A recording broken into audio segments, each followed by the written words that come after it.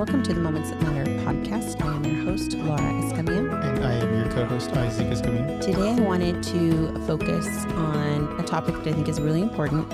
We don't have any guests today, but wanted to discuss merit scholarships and how to determine eligibility and identify colleges that offer merit scholarships and help parents build a funding plan for school, because that's the biggest issue, obviously, with going to school is the cost and parents trying to figure out how to cover that cost. And I think not enough parents understand the type of aid. They've heard of scholarships and they've heard of grants and that type of thing, but merit scholarships, I don't think families really look at or know how to look for them. So I wanted to discuss that for families who don't qualify for need-based aid, which is Pell Grants and that type of financial aid, and how to look for colleges with strong merit scholarships that offer the best way to reduce cost for parents. Okay. When paying for college, families usually have 3 different ways to pay for college. Either a savings the family has, we've talked about 529 plans, personal savings, cash they pay as an expense every month towards payment plans for colleges. There's also free money, which is need-based aid, scholarships, merit scholarships, private scholarships, government grants. Private scholarships are beneficial, but they do require a student, and we've talked about them before, they have to apply to every single one and meet the criteria for everyone, do the application and essays, and go through that whole process for every single private scholarship. Yes, and there are usually many different applications involved. Some Right. schools have a universal application that will qualify you for multiple scholarships, but not all. Yeah, so that's where we talk about merit scholarships. So private scholarships are like Star Scholarship. So it's an outside scholarship. And students, in order to get these scholarships, they have to go look for them. And usually they're small amounts. They're not, provided by the school. The student has to put in a lot of effort to get these scholarships. And so what I want to do is focus on colleges, how parents can look for colleges that offer merit scholarships and provide a bigger impact. And we've talked about merit scholarships before. We've mentioned it. Right. We talked about it a little bit. So I think what we said about merit scholarships is that they were mostly for private institutes, correct? And private schools offer a lot of merit aid. We talk about merit aid as in you have to have some kind of talent. It is not based on any financial need. You get it because you're academically talented, athletics talented, musically inclined. Yes. You have some sort of talent you're offering to the school that they want to give you a scholarship to attend based on your merit. So that's what a merit scholarship is. And I think a lot of families, we've talked about it, they overlook private schools because of the price tag without realizing that private schools offer merit scholarships. If your student scores really well, has really good grades, they do offer merit scholarships to attend there, which will even out everything. But the other thing that families do when they don't have these buckets of savings or scholarships, they have to take out loans, right? So there's the financial reality that if the savings and the scholarships and such don't cover the costs, families might need to borrow. And we've talked about students can borrow. There's loan limits for the students to borrow, $5,500 for freshman year, and it goes all the way up to $7,500. And of course, parents beyond that can borrow Parent Plus loans. And many families are surprised to learn that students can't borrow all the money they need to go to school without parent involvement. And we've had episodes where we talk about that.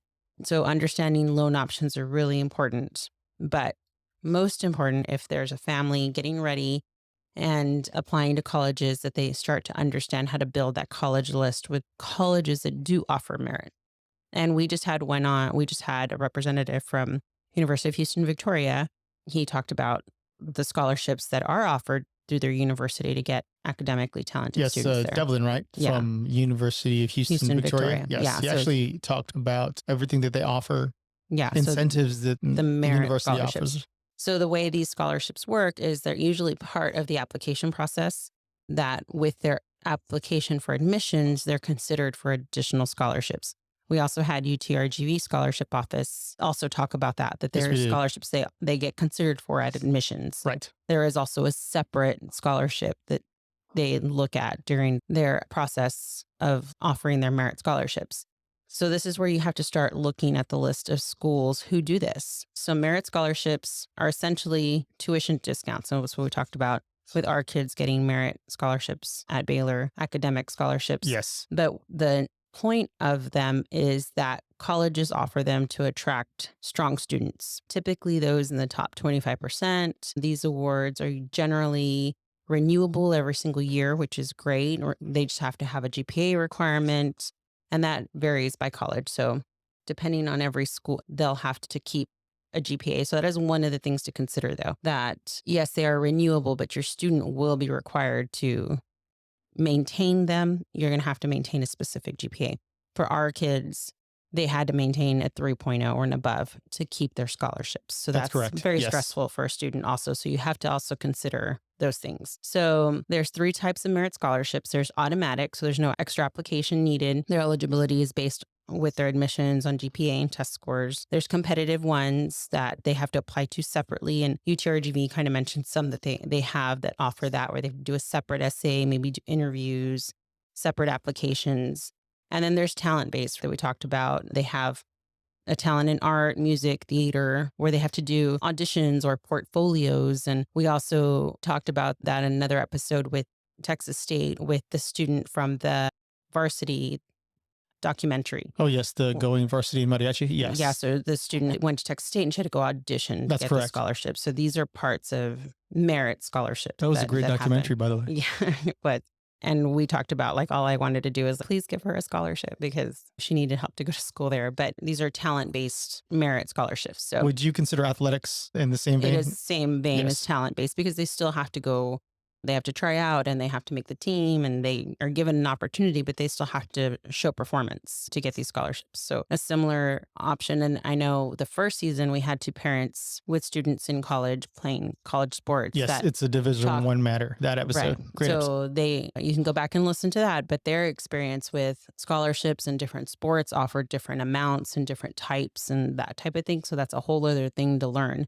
But yes, it is possible to get those types of merit scholarships. Deadlines are really important. Again, UTRGV brought up that they have a deadline for December 1st for their merit scholarships. And usually those things are first come, first serve.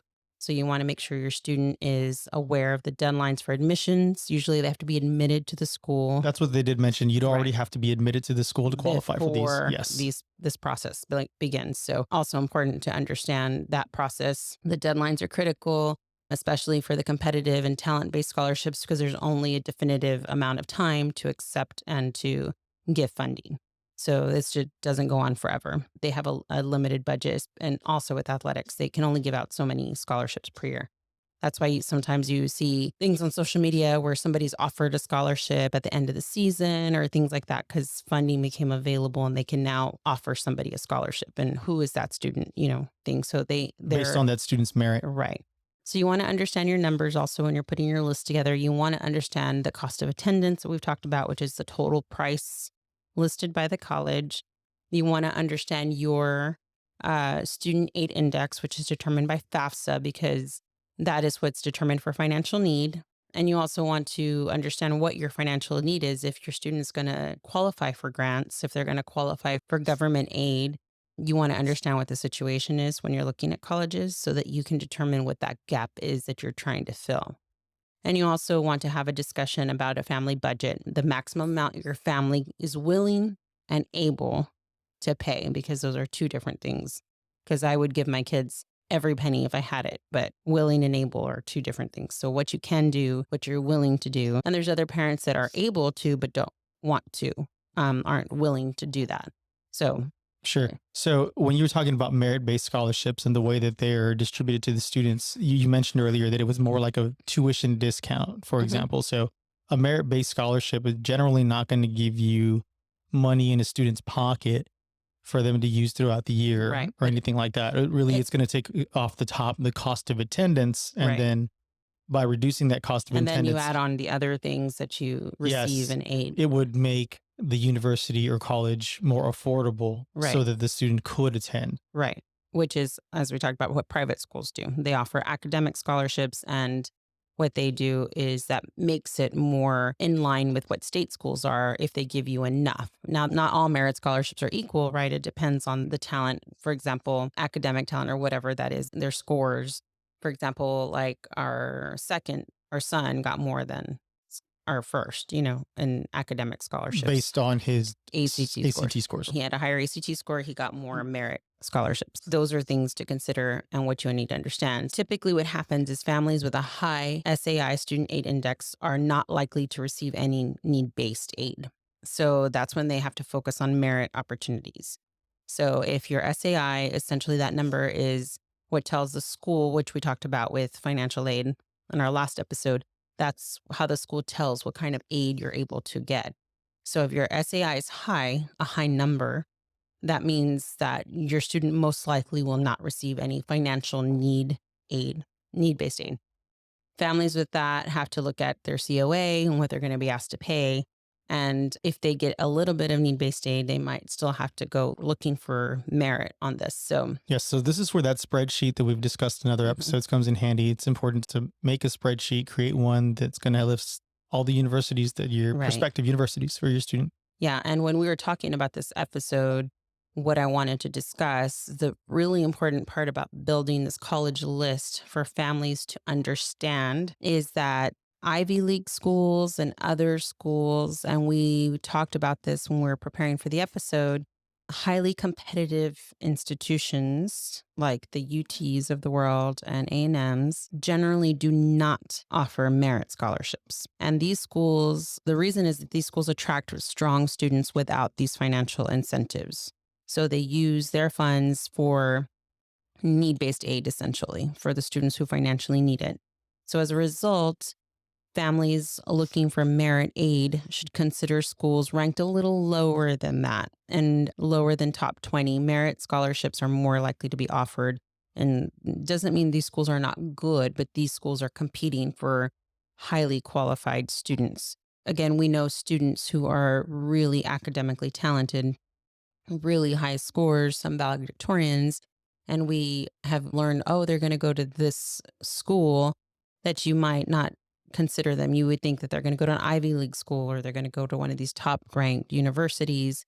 And you find out where they're going. You're like, I wonder why they're going there. But the reason they're going there is because it is a good school. It is not, ranked top 20 in the country. However, they were offered substantial merit scholarships to attend these schools because these schools are looking for quality students. They're trying to pull away from the Ivies and pull away from the top ranked schools. And the way for them to compete is to offer merit scholarships. And they offer the program that the students are looking for. Right. So they still offer a good program.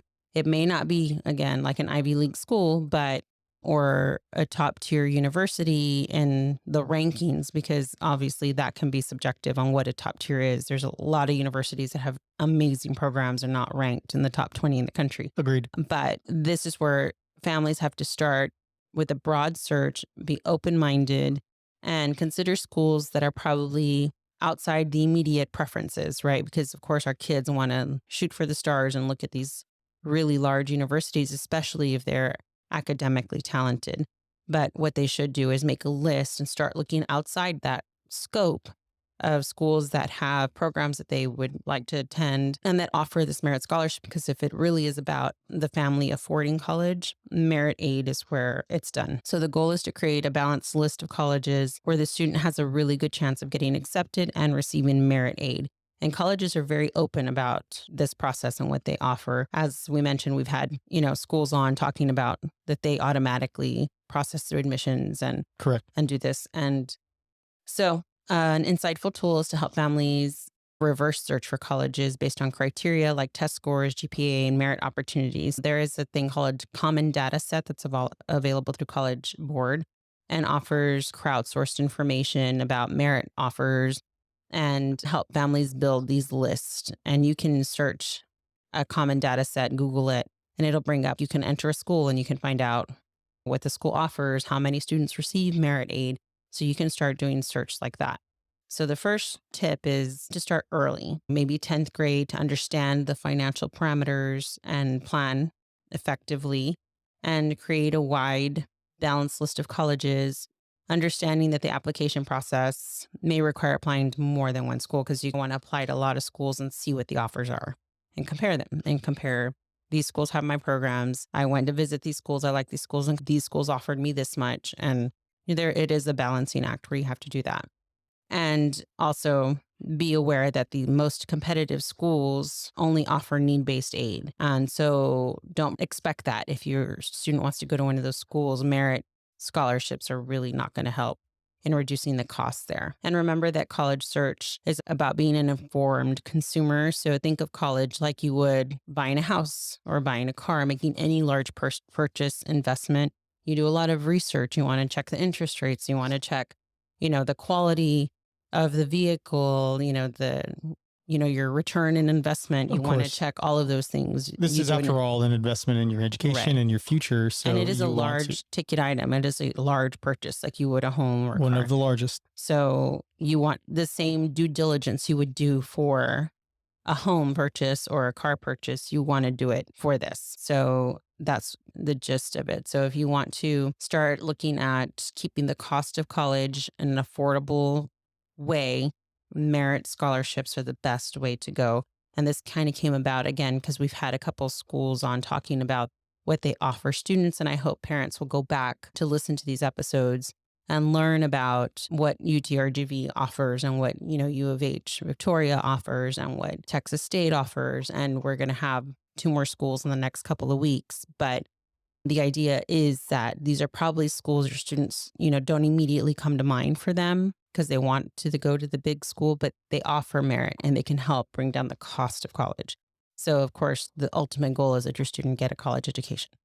So, and a quality one. All these schools offer a quality education. Yeah, absolutely. So just don't dismiss any school, right? Make the Right. list, find out what school has a program that lines up with your goals and academically, of course, Mhm. and see what they offer you. They might surprise you. And we do have some anecdotal stories about people that chose that very pragmatically, that chose a university. They got into what would be normally considered maybe like I wouldn't say a better university, A but top tier, refer to them, but normally some people would refer to as a vanity school, right? Right. Not necessarily offering their major, but they definitely wanted to go to school there. But they went to a different school because they did have something that lined up a little better to their academic goals, and they're very successful. yeah. And also with that, again, don't dismiss private schools. Private schools offer a lot of merit scholarships. Yes. And where you're comparing equal costs to them going to a state school, that is the goal. Do research and figure out what will help. And again, these merit scholarships are based on some sort of talent. So we're talking about students who are above average test scores and ranked high in their class, and that they're quality students. Yes. And there are schools that will pay them to go. But again, keep in mind the Ivies and the top tier universities, they reserve their money for need-based aid. Yes. So make sure that you're aware of that. They can go there, but you have to expect to have that sticker price. Yes. And again, go back to some of our other episodes, and we have our last 2 episodes, 2 other schools coming on to talk about their programs. And just make sure we're trying to help you get a well-rounded picture of what's available out there to parents and understanding how to get this done for their kids. Yes, absolutely. So, So those are our tips. Those are the things we should be looking out for. Don't sleep on the private schools, and don't dismiss any other type of school that might offer some sort of great aid for you. just start a list. Yes. Thank you. Thank you.